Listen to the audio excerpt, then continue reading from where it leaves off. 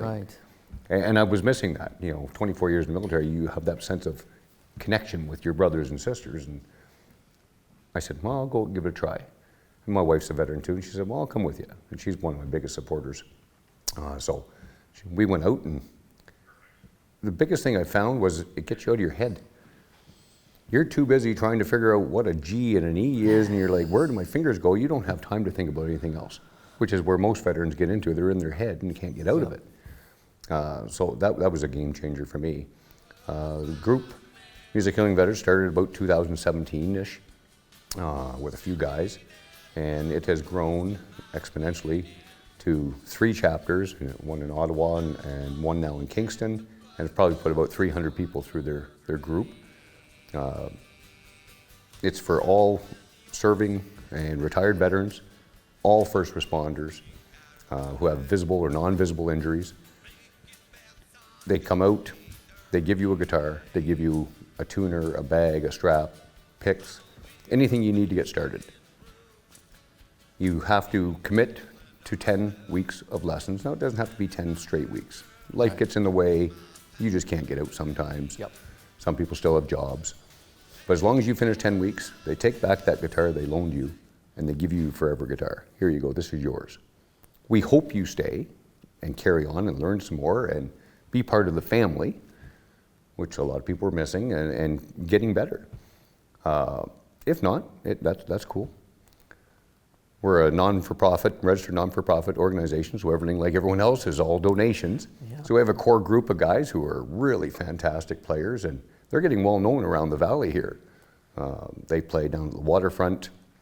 They play at some of the local venues around town. Right, and I know they've played for the Robbie Dean Center. Yes, on a few other activities as well. And there's no set fee. It's if you want to give us something great, and all that money goes right back in. There's no paid positions. Everything goes right back into buying straps, guitars, bags, everything that the students need as they come in.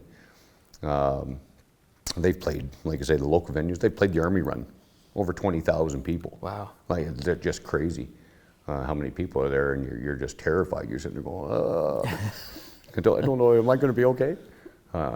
It's a little nerve-wracking, but probably couldn't have done that 6-7 years ago.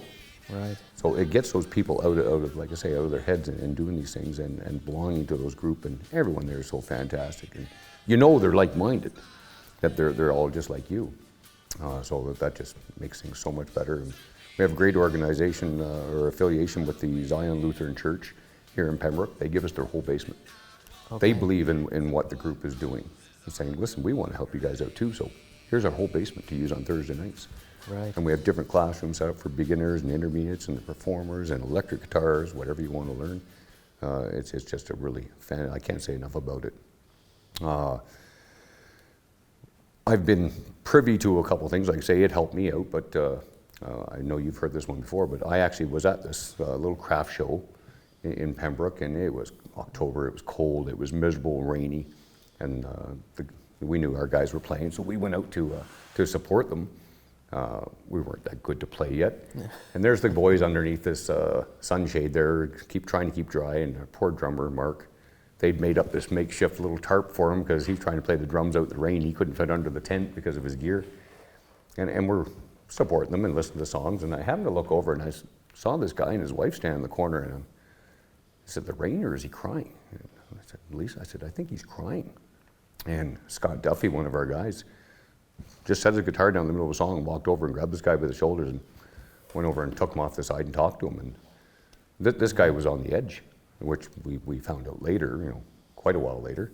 But Scott just grabbed him and off they went to the side, and that saved this guy's life.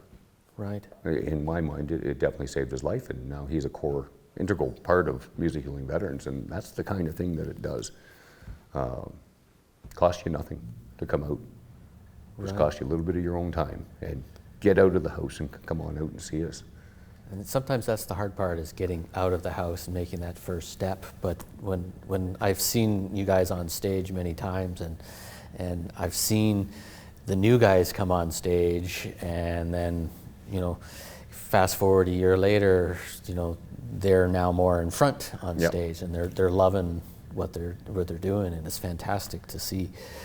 But it's amazing how many gaps and holes there are in the system that our guys are falling, into, and it just allows the guys to spiral further and further down. it definitely can. So programs like Music for Healing for Veterans and the Robbie Dean Center and K9 and all the others that are out there, it's great to see that it's out there allowing veterans to connect, but it's sad that it has to be kind of grassrooted and started by us in order to fill these gaps.